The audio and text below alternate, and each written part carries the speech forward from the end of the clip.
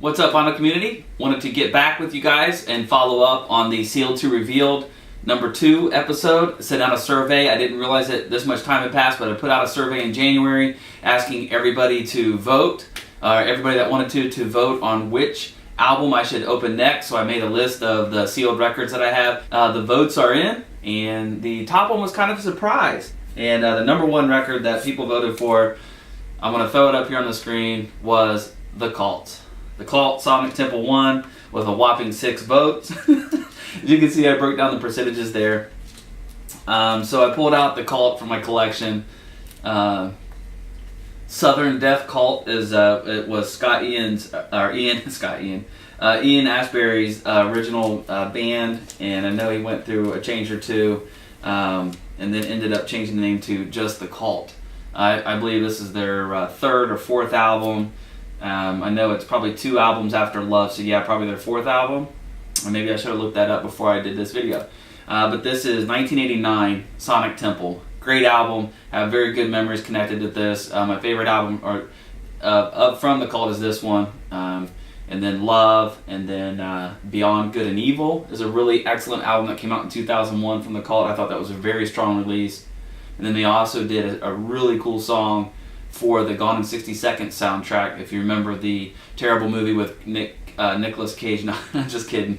The video or the movie got probably bad ratings, but I think it's cool. I like Eleanor and the Mustang and the whole deal, so it's a fun movie to watch. But The Cult did a few songs for the soundtrack on that, and they're really good.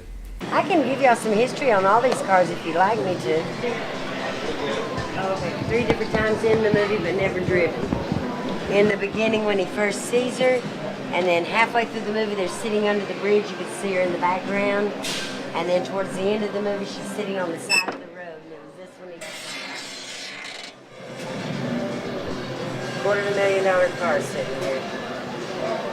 Nicholas drove it every day while they were filming though, put all kinds of miles up. He did all the stunt driving for that movie too. He insisted on it, so they sent him to stunt driving school and got plenty insurance on him, but he did it.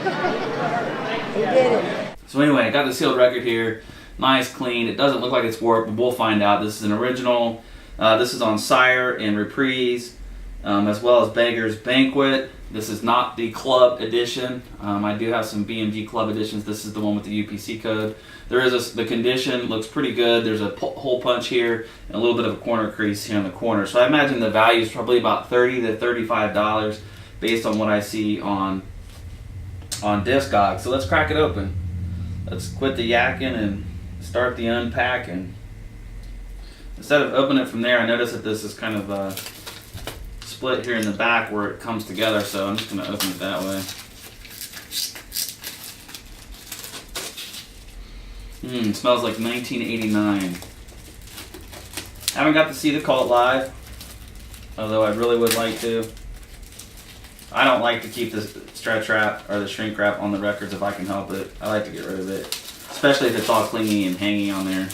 Just go ahead and open that bad boy up and blank it.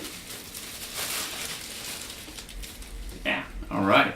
It has been revealed.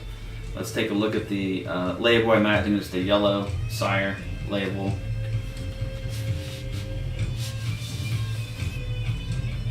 Nice and clean.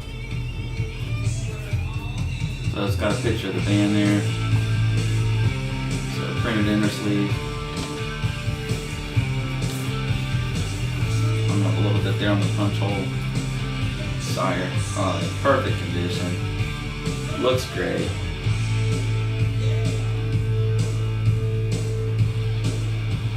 Looks like it has a little bit of warp to it. I can't tell. It does look like it has just a little bit of warp, but man, this thing is clean. So let's see if it has any warp. So, Sealed to Reveal, The Cult Sonic Temple. Let's go drop the needle on this.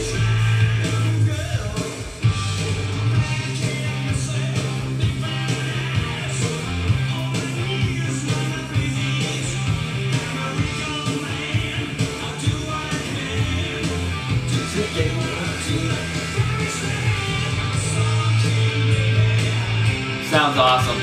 Man, it feels good to open those up and put it on the turntable. Why did I wait so long?